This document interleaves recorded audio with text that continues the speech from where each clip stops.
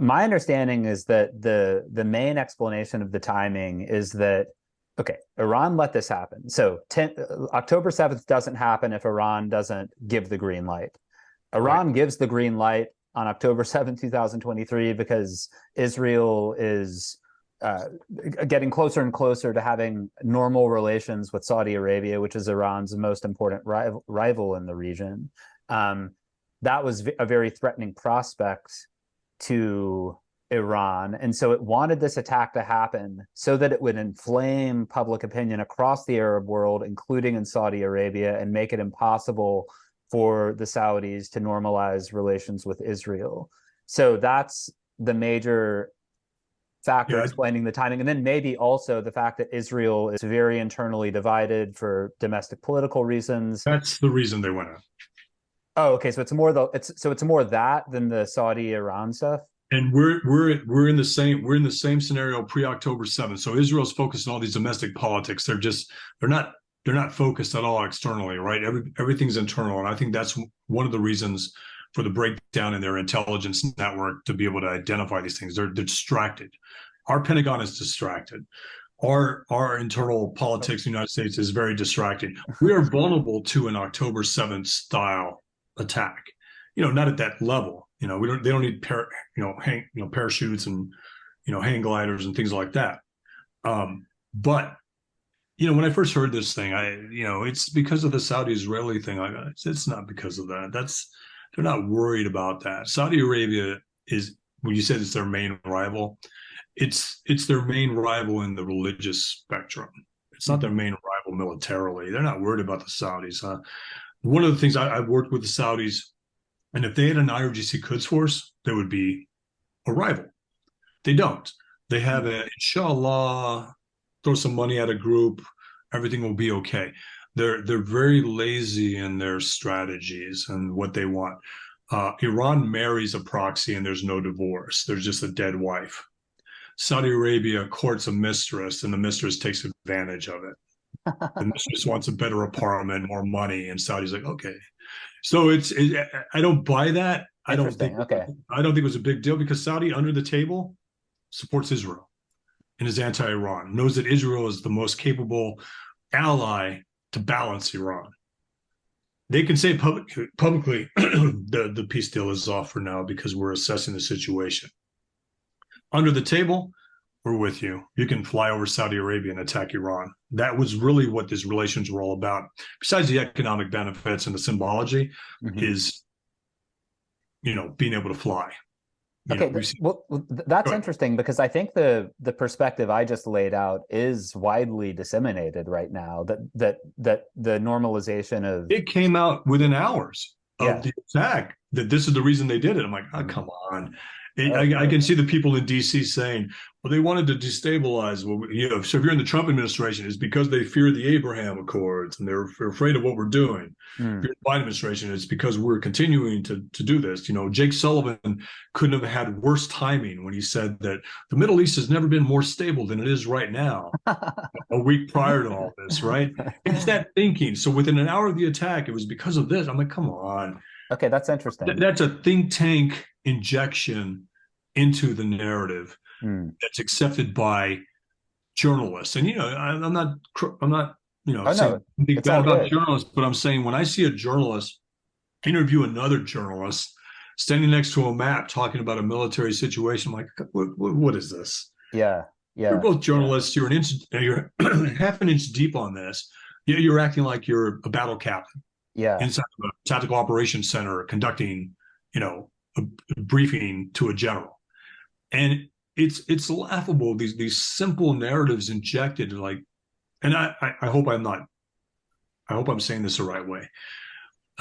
It's fine. It had nothing to do with that and everything to do about it being the right time. Yeah. Okay. And by the way, so it's the right, and is it the right time not only because of the polarization within Israel about Netanyahu and the judicial reform, but also one other thing I heard is that because of the weakness of the Biden administration. Also, good. Well, yeah, and please mention that. But one other thing I heard was that a lot of the Israeli military has been deployed to the West Bank, and so in that sense too, there was kind of an opening. uh, between Gaza and southern Israel. But yeah. Yeah, so you basically can make a very obvious threat in chatter here. Like, so the Israeli intel guys saying, "Hey, listen, we need to focus our forces on the West Bank because we're hearing a lot of chatter," and then you don't hear anything over here, and then something happens. So that's the our enemies are very smart, and some American politicians get in trouble for saying that, but they're smart because this was a smart attack. This is something that Iran can rely on the Biden administration defending it by saying, we have no direct evidence that Iran was involved. Like, and then Iran's basically saying, yeah, of course we're involved. We were meeting with Hamas leaders in Doha, our foreign ministers there. We just met in Lebanon. Hamas just went to see Putin. The Hamas leader went to go see Putin. All these things are right there in front of you. But I guess my point is it's the right time. If you look at the last year, 2 years of the Obama administration, what happened? ISIS rolls in. We have the Iran nuclear deal. When a president is perceived as weak, in the case of Obama, weak and on his way out.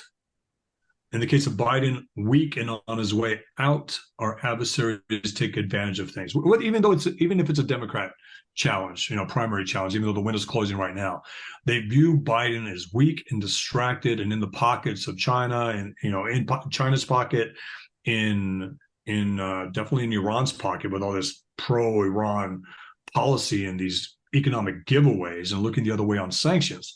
It's the window. What do you need to effectively be able to destroy Israel? You need a year of constant, military capability, military attacks, terrorism attacks under a weak president that's looking at Ukraine, looking at Putin. Now Iran has caused something in the Middle East. China's already threatening Taiwan, posturing. All three of our main adversaries, or if you want to call China a geopolitical, competitor, are testing this administration and overloading it because the same people that are making all these decisions are the same people that worked with Obama and gave us the JCPOA, worked during the ISIS crisis and didn't do anything, called it the JV team, right? This is Austin, this is Sullivan, this is Blinken, this is Biden, right? And then now fast forward, the same team from Austin, Blinken, Sullivan, Brett McGurk, and Joe Biden failed in Vienna with the JCPOA talks, right? Let Russia and China have a front row seat to that failure and what they were willing to give away. Even the Russian foreign minister said, I cannot believe how much Iran is getting from the United States to get them back in this deal. And then they see them fail in Doha with Afghanistan and then walk their way backwards into actually supporting the Ukraine. Initially, the Biden administration wanted Zelensky out. Hey, we got a C-130 coming in to get you. Let's get you out of there because the Russians are going to be in Kyiv in 3 days. Didn't happen. I'm glad he stayed. But now you have this, and it's the same team of fuck-ups, excuse my language, the same team that failed with, if you can't beat the Taliban, meaning you can't out-negotiate the Taliban, you can't out-negotiate Tehran, how are you going to out-negotiate Putin and Xi Jinping, right? How are you going to do any of those things? Or Xi Jinping, whatever they want. What some people say it. Just edit out, put in the good version. How do you say it? Tell me how you say it. Xi Jinping, I think. Xi Jinping, okay. I've heard it both ways. But it's overwhelming. It's the same people. Austin was my regimental commander when I was in the 82nd Airborne Division. We had to give him pictures because he wanted to see pictures. He didn't want to see words. We had to make it very simple for the old man. Keep it simple for the old man is what they said. At CENTCOM, when we were working in Afghanistan and Syria, he was in charge of CENTCOM. He's like, all right, keep it simple for the old man. Now he's the Secretary of Defense, and he's just overwhelmed. Yeah.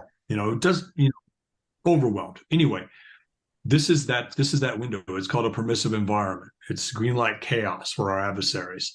And you open up the Iran front, see what the U.S. can do. Now, we can support these things. We can continue to send weapons. It's an economy. People are making money. So you give it to the defense contractor, they make it, they pay more salaries, they buy more stuff, they buy homes, they buy cars. So there is economic stimulus in our war capabilities to be able to continue to sell weapons or give weapons to the Ukraine, and which we should do. I believe in that. Corruption is their constitution, right? It's their backbone for everything they do. Somebody who's not corrupt will not be effective in Right, these right. countries. That's the You same have in to be the able to destroy.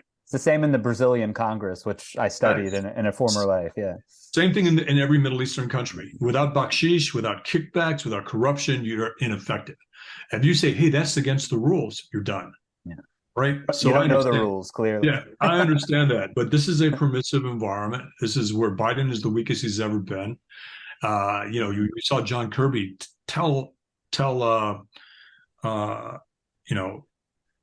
Biden's press secretary, Jean-Pierre, whatever her name is, hey, can you shut him up? Can you stop this? Can you get him out of there? Because they were asking him questions, and he started, and it's our adversaries see that they're like, what? This is go guys, go wreak havoc.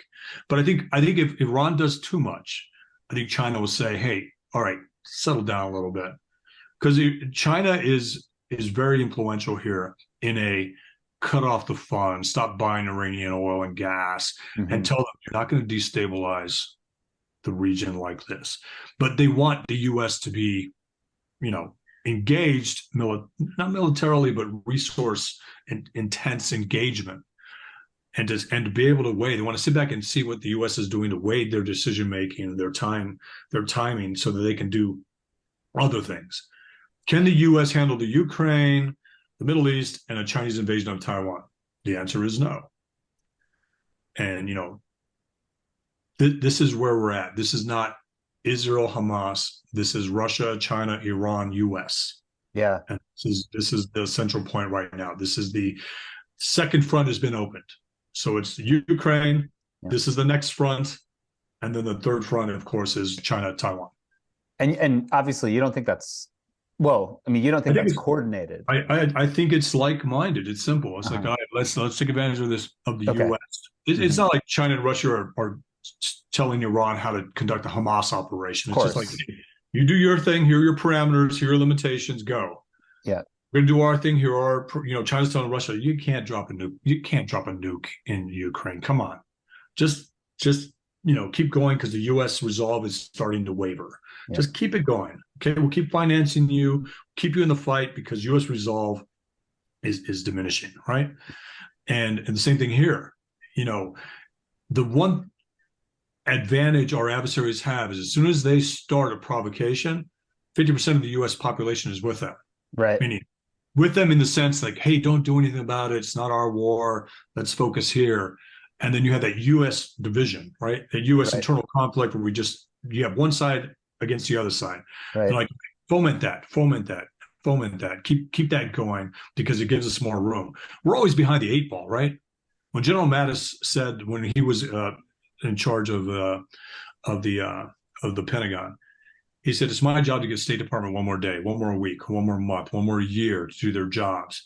The enemy's counting on that. Yep, give them that one more day, one more week, one more month, because with each diplomatic engagement with a Tony Blinken or Pompeo was a good Secretary of State when it came to Iran, but who was his predecessor? That Trump oil guy out of Texas. I can't think of his name right now. Rex Tillerson. Yeah. Rex Tillerson was not. Rex Tillerson was a oil gas guy. Let's keep the oil flowing. Let's keep the gas flowing. Let's ignore violations.